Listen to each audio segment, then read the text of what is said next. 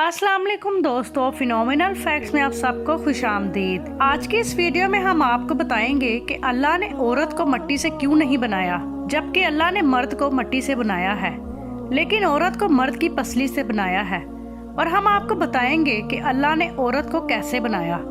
मर्द की पसली से औरत को बनाकर अल्लाह ने मर्द को अपनी इस हिकमत का इशारा दिया है कि मैंने इस औरत की तख्लीक फरिश्तों की लाई हुई मिट्टी से नहीं की, मैंने उसे तुम्हारे जिस्म के हिस्से से इसलिए निकाला ताकि औरत का तकद्दुस और पर्दा कायम रहे, फरिश्तों को भी खबर न होने पाए कि जमीन की लाई हुई किस मिट्टी से औरत की तख्लीक हुई। यानी औरत के तकद्दुस की हद तो देखें कि फरिश्तों से भी उसकी बनावट का पर्दा लाजमी करार दिया गया। और पहली औरत उस मर्द की पसली से निकली जिनकी वो बीवी कहलाई।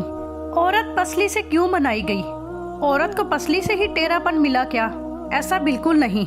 इंसानी जिस्म में दिल और बहुत से नाजुक हिस्से इस पसली के पीछे छुपे हुए हैं। यानी इन चीजों के लिए पसली एक डाल है, इन नाजुक हिस्सों के लिए जिनकी जरूरत इंसान को जिंदा रहने के लिए बहुत ही जरूरी है।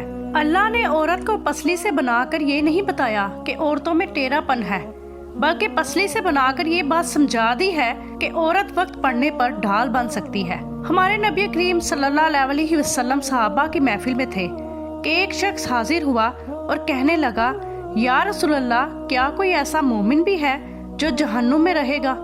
प्यारे नबी सल्लल्लाहु अलैहि वसल्लम ने फरमाया, हाँ, एक शख्स ऐसा होगा जो जहन्नुम की गहराई में 1000 साल तक रहेगा और मुसलसल ऊंची आवाज में पुकारता रहेगा, या हनानू या मनानू। वो शख्स ऐसी ऊंची आवाज से पुकारेगा कि हजरत जिब्राइल अलैहिस्सलाम जहन्नुम के करीब से गुजरते हुए उस आवाज को सुन लेंगे।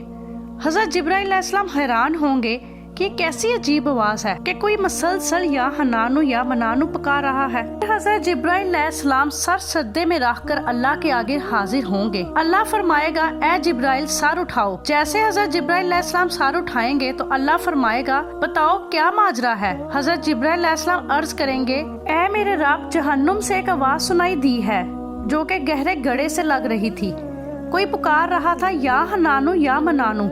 अल्लाह ताला फरमाएगा, ए जिब्राइल, जहन्नुम के दरगार मलिक के पास जाओ, उसे कहो कि जो इंसान जहन्नुम में या हनानू या मनानू की सदाएं लगा रहा है उसे जहन्नुम से निकाल कर तुम्हारे हवाले कर दे और फिर उसे मेरे पास लेकर आना। फिर हजरत जिब्राइल अलैहिस्सलाम जहन्नुम के दरवाजे की तरफ तशरीफ ले जाते हैं और फिर दरवाजे पर दस्तखत देंगे और फिर जहन्नुम के दरवाजे के दरगार बाहर आएंगे और हजरत जिब्राइल अलैहिस्सलाम अल्लाह पाक का हुक्म सुनाएंगे। हजरत मोहम्मद सल्लल्लाहु अलैहि वसल्लम ने फरमाया, जैसे माँ अपने बच्चे को पहचानती है ऐसे ही मलिक जहन्नुम के कोने कोने को जानता है। इसके बावजूद मलिक या हनानू या मनानू कहने वाले शख्स को तलाश नहीं कर पाएगा। फिर हजरत मलिक बाहर तशरीफ लाएंगे और फिर जिब्राइल अलैहिस्सलाम से अर्ज करेंगे, ए जिब्राइल, जहन्नुम ने गहरा सांस लिया है, इसीलिए कौन सी चीज पत्थर है, कौन सी लोहा है और कौन सी इंसान है, इसकी पहचान नहीं हो रही। हजरत जिब्राइल अलैहिस्सलाम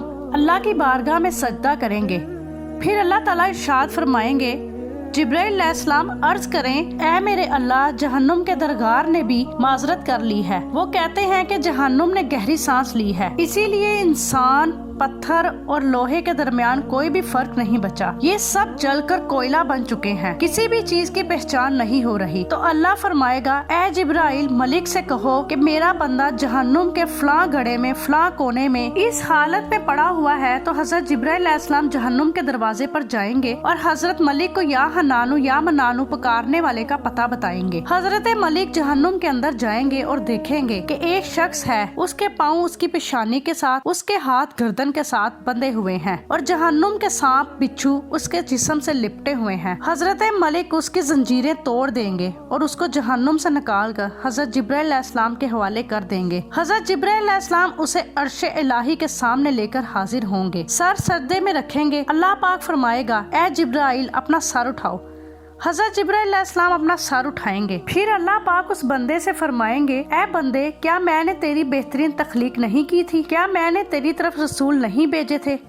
क्या मेरे रसूलों ने तुम्हें मेरी किताब नहीं सुनाई थी? क्या मेरे रसूलों ने तुझे नेकी का हुक्म नहीं दिया था? और बुराई से मना नहीं किया था, तब वो बंदा सारी बातों को मानेगा और इकरार करेगा, या अल्लाह तूने मेरी बहुत ही आला तख्लीक फरमाई और तेरे रसूल भी तशरीफ लाए, उन्होंने तेरे अहकाम भी सुनाए। अल्लाह फरमाएगा फलां फलां गुनाह क्यों किया? वो शख्स अर्ज करेगा मैंने मेरी जान पर जुल्म किया, इसी वजह से मुझे जहन्नुम में डाल दिया गया। ऐ अल्लाह उसके बावजूद बस मेरी उम्मीद नहीं टूटी, मुझे तेरी रहमत से उम्मीद थी, इसलिए मैं या हनानु या मनानु पुकारता रहा।